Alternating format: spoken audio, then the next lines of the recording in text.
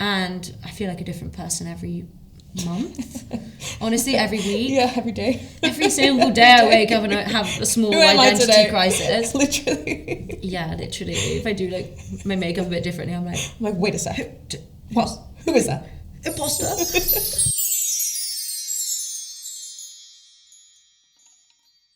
Holly, welcome to my fort. I'm so happy to be here. It's amazing. I'm so happy you're here. Yeah. I would like to get stuck here With you.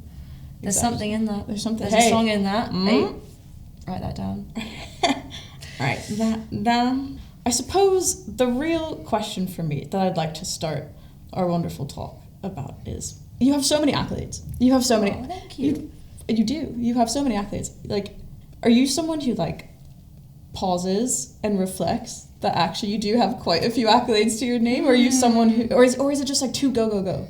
I feel like I really have to like force myself to like stop and be like, wait, this is sick. Yeah. Like when I do stop and think, like, I think it's so hard to kind of get wrapped up in like what's the next thing. And I think if you're a creative or anyone who just cares about their work a lot, like it's super easy to be like, okay, but the next thing, and like you're never quite satisfied with the level that you're at, and you're like, I could always go further. The goalposts are always moving. You moving. extend them kind of at every milestone, I guess. But like, I think that I actually don't think I ever thought that I would be able to be like an artist that released music that was able to like tour and play shows. Like it was literally a pipe dream that I had as a 7-year-old. So yeah, I don't know, the novelty has not really worn off that this is my Has career. it not? Yeah, no, not really at all.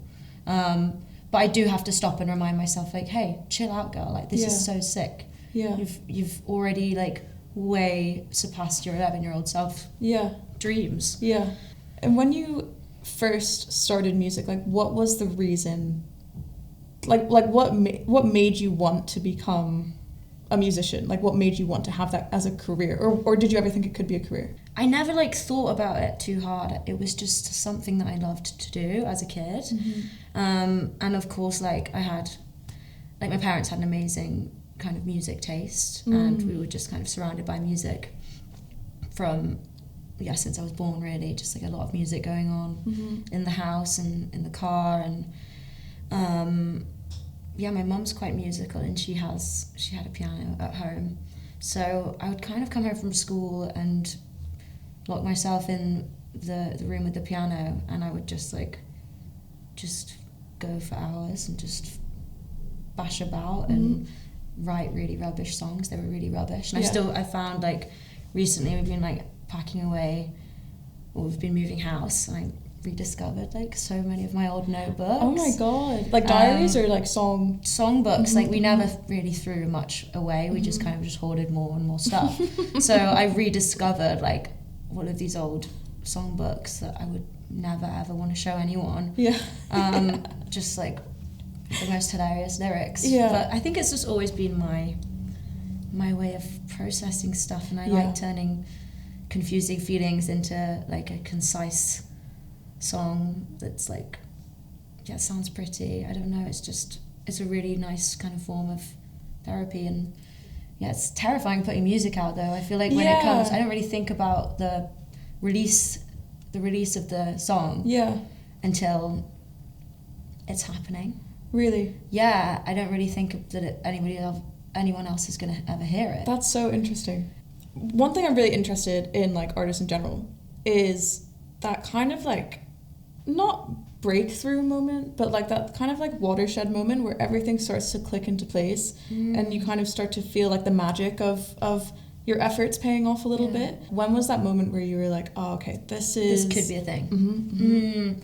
I think it was really weird for me because it was during COVID. Yes, yeah. And, like, so I'd put my first song out, like, 2 weeks before we went into lockdown.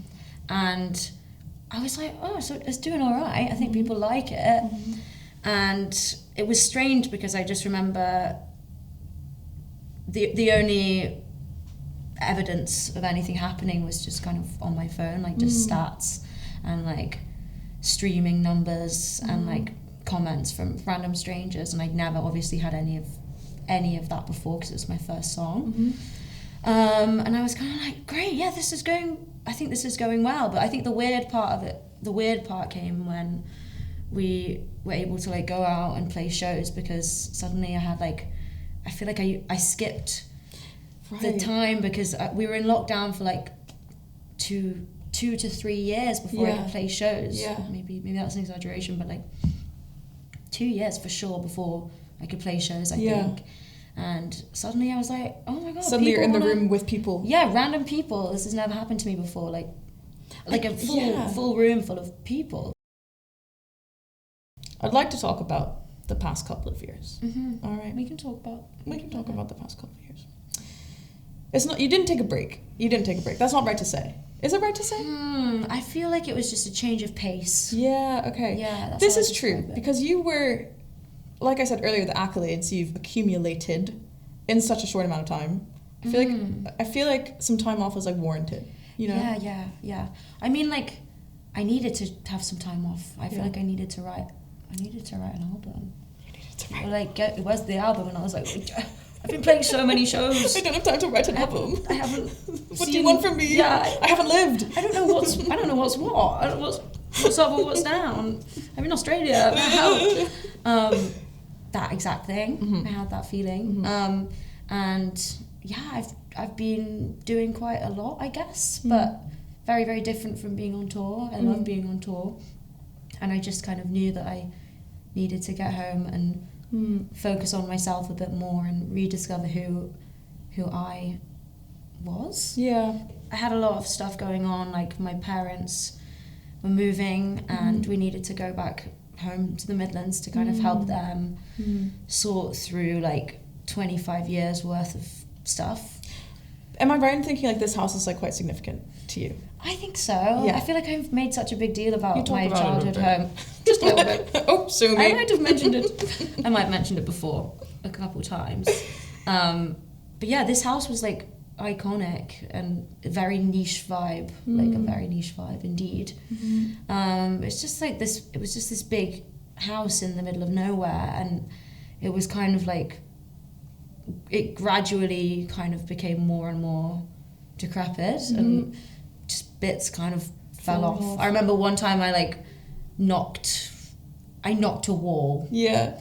And a bit of paint chipped off the wall, and I was like, nah. And then I came back a couple of days after, and I was sitting at the piano, and I looked at the wall, and there was like a mushroom about that large just growing out of the hole. Oh my god. So that kind of thing was going on. Yeah. I definitely the earth was reclaiming this house. Yeah. It was like, please let me fall down. Like, stop trying to live in me. Yeah. So we had to leave, which was really weird, and I feel like it's definitely kind of bookended my childhood. And yeah, I don't know, I just kind of feel like I have lost that anchor. But I think also maybe a necessary change, got to grow up sometime. And it was also like super strange to be there for an extended period of time and to kind of physically sort through all of my stuff. And I kind of uncovered some old items that I used to really treasure. And I feel like it was a really kind of nice couple of months of reconnecting to who I actually am at my core, and who I was as a kid before I left home, and before I kind of got swept up in this whole crazy situation. Did any of that, going home and looking through all of these items, items hold so much. Yeah. I'm such a believer in objects have lives like that. Yeah, I'm there. Yeah. Was it sad going through it, or was it, I'm sure it was bittersweet, but I feel like for me, I would probably gravitate more towards sadness in that moment, or more towards once you kind of get into this game of performing and stadiums and whatever, all the incredible stuff you've done, there is kind of a darker side to it. You do give up stuff. Yeah. And you do leave behind certain anonymity, or however you say it, you leave behind certain things. Parts of yourself that you can't really get back. Yeah. I don't know if that crossed your mind while you're going through it. I also think it's just when you're a young person and you're ambitious and you really want to kind of make something of yourself, like a lot of us do, like we all do, like it's so easy to kind of just like get swept up in where you are trying to get to, and you kind of don't really take any time to look back. And I just kind of forgot who I was, I think, a little bit, not in like a really depressing, terrible way. It was just like, I think it's pretty logical. Yeah, I feel like I just hadn't had any time to kind of just think about who I was, and like, I don't know, I feel like this year just gave me a chance to just reflect, and I'm kind of done with reflecting now. I feel like I'm done looking inward. I need to get back out and play shows. Which is important to myself. It's important to realize that. That's a good feeling. That's a good feeling to be sick of looking. Yeah. It is I'm ready to get out there now. But you're past the self-indulgent phase. Yeah, exactly. Yeah. But it was like a really strange year. Like everything, like completely changed in the whole year. Like I moved house in London as well, and my sisters and I were kind of left to try and figure out how to renovate a house, and I've never done this before, and like I found this old house, and it just needed like everything doing to it. Still kind of does, and I've never done any of this before. I don't know where to get help. I feel like such a kid, and I feel like I look like somebody who will be easily scammed. So people love coming. Yeah, congratulations, you've just been scammed. For context, you've moved into a home with your sisters. Yeah. Like kind of this low key, the same big vibe. Crumbling house. Same vibe. But now you and your sisters are like building it back up type of thing. Yeah, there's less to manage. Like it's less of a thing. Yeah. Like we're in London, you know. Yeah. But it's, I don't know, there's something really interesting about the fact that I was doing this, trying to fix this house up alongside writing my album, and like suddenly this thing I've never done before just became like, I can't even tell you how like stressful it all is. And I didn't understand anything that was going on, and I think that for once like the music felt like the escape. Like it's always been an escape, but it felt like not a job. And it felt like this is my place where I get to go and be creative and get away from this stressful building site where I live. And had it been a while since you felt that? I think that I'm somebody who gets in my own way a lot and gets in my head. Especially when it comes to being creative, when you know you have to deliver something. Like it's so hard to just turn the tap on. Do you know what I mean? Especially when I've been touring for the past like 3 years, and I don't really remember how to write a song, and I'm in my head, and then nothing good really comes from that place. Did you ever get to the point where you were like, not thinking of quitting, but did you get to the point where you were like, do you know what, like, is this actually what I want?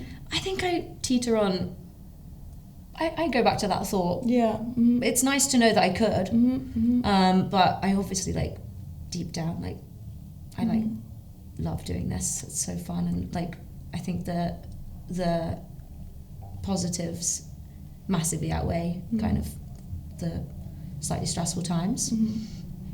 But yeah, I feel like it was really important for me to take a year to just kind of do some growing up, and like shape my world around me a little more, and like I feel like I've really kind of lent into the kind of fantasy kind of elements, especially with the creative, like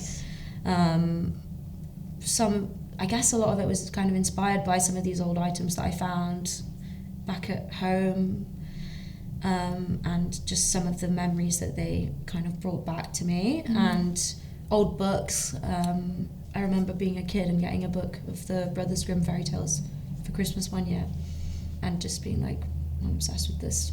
And I think that the creative is quite inspired by like sort of dark kind of gothic fantasy fairy tales, and as I said, it was making the album was my way of kind of escaping. And I don't know, I think in a world that feels kind of hyper real and extremely harsh, I kind of wanted to create something that felt like an escape, like another world, you know. The creative for your new era, let's call it. You could call it that. Why not? You know what I mean? When did you first start like coming up with it? This was so fun to do. Like the whole process has been so new to me. I kind of never clocked. I never kind of realized that I thought my job was to write the songs, kind of thing. Right, yeah. You didn't and to think play about, the shows. And I kind of never realized how important the creative visual world could be if I wanted it to be, and how much that could like elevate the music. So yeah, I don't know, I was really enjoying writing my album, and I was like, okay, I feel like this is really good. Like I feel like I've maybe written some of my favorite songs here, and I'm really excited for this to come out. And I really care about this now because I love these songs. And I want the visuals to represent how I feel now, because there's been a lot of change in my life, as we've been speaking about. And there's some parts of my old creative that I like. I mean, I really love what we did, but I think that your 20s is your time to kind of grow and change, and you, as I said, I'm figuring out who I am, trying to. And I feel like a different person every month. Honestly, every week. Every day. Every single day I wake up and I have a small identity crisis. Literally. Yeah, literally. If I do like my makeup a bit differently, I'm like, wait a sec. What? Who is that? Imposter. And when you were writing the album, like, how much, because you have sisters and because you live with some of them, not all of them. How's like Girlhood shaped the album? Because I feel like in the visuals and in the song, and just like in the subject matter, like it feels like there's a good injection of girlhood and the goodness and the badness to that. Yeah.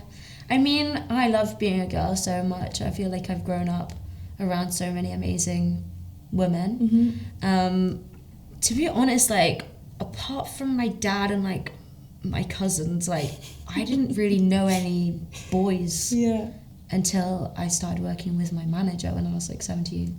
Wow. It's true. I was just like scared of them. Fair enough. It's how things change. But yeah, I think that the album does feel very feminine. I think that is maybe one of the things that I feel has changed since Paint My Bedroom Black. I think that like I've kind of realised that I'm a woman, and that I can present myself in the way that I want to be presented, you know, and like...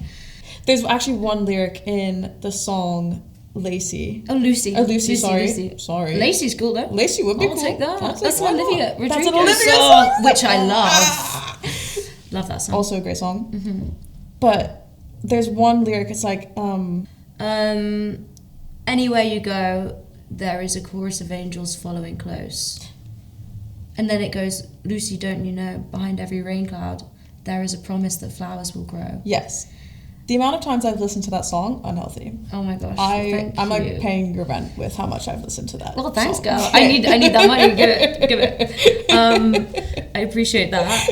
I love that song because I think that like Lucy is obviously somebody really close to me, but like I think Lucy kind of represents like all of us young women trying to figure out our place in this confusing world that's not really shaped for us. So I think Lucy is one of my favorite songs, and I think it's the first time that I've kind of, I mean, I guess I wrote Deep End about kind of mental health and like watching people I love go through difficult things, but like I think this is the first time that I've kind of written about kind of the female experience, I think, and just lent into that a bit more. And I think we can all relate, actually. Like there's another one of my favorite songs in the album, and it's called Beauty Pageant. And thank you, girl. Thank you. Oh, that one hurts. Thank you. I mean, I feel like I come across like so desperately sad in the way that I've written the lyrics, but I'm actually chill. Even in like the piano in the very beginning, I was like, Yeah, it's too much. It's too sad. But I don't know. It was my one sort of moment of weakness in the album, and yeah, I just kind of wanted to write about how, like, can I swear? Yeah, of course, please. How shit social media makes me feel sometimes, and like I think as anybody who is presenting themselves online in any way, I think can kind of get weirdly addicted to this really unnatural form of validation and like comparison, and it's just makes you feel like shit. And I feel like we all must be experiencing it in the same way. Definitely. And especially when your job is to be forward facing and to show your face and to show yourself performing, it's like there's going to be people in rooms talking about the way you look because of the nature of your job, and that must be harrowing. I think just like putting myself out there just makes me, and putting myself out there for scrutiny as well, like that's the kind of nature of my job, and like I don't know, it's a strange thing. I feel like it makes you look at yourself in a different way and under a microscope, do you know what I mean, in a way that you really probably shouldn't be deeping. And have you learned to channel that, or have you learned to navigate the fact that people will be looking at you and are looking at you and talking about the way you look, whether it's positive or negative? Because sometimes I don't even want the positive, reflections. Both I don't think are healthy. No. Or to read about yourself, but also it's just like the nature of I've picked the wrong career. Like, if I don't want people to comment on the way I'm looking or the way I sound, so it kind of is like, I don't know. I think it's just about reminding myself that I need to be kind to myself, and we all need to be kind to ourselves, because this is it's a very weird world that we live in right now, and it's like kind of terrifying to be a young person in this. We could talk for hours about the terrifying shit that's going on. And we just need to be nice to ourselves, I think. And we hold ourselves to like ridiculous standards. And I think especially as women, like being pretty and being like talented and having like kind of stamina, being able to work and keep going, and like wearing yourself out, like that's kind of a form of currency, I think, and it shouldn't be that way. And I'm still navigating those feelings, I think, but I think I've always really liked sharing the fact that I have those weird, confusing feelings, and just like trying to normalize that everybody has these thoughts. Like, I guarantee the person that you look up to and you think is perfect is having the biggest self-doubt and the biggest self-scrutiny. Like, it doesn't matter who you are. You're always going to have these thoughts, and it's about learning to kind of shut it off and being nice to yourself and not wearing yourself out for validation and to appease other people, because why would you do that? I think based on everything you've said, from like your childhood, from like the little darker parts, the crumbling like haunted house, like it does feel like, and then also the newfound kind of like polish on who you are and like the stuff that you've figured out about yourself and like who you are as a person, as a woman, like it feels like that's all kind of comes together, packaged up nicely, with that real childhood edge. Like there really is a childhood edge to the whole project, which I love. Maybe that's like a form of kind of like some sort of defense mechanism or something, like diverting back to being a kid.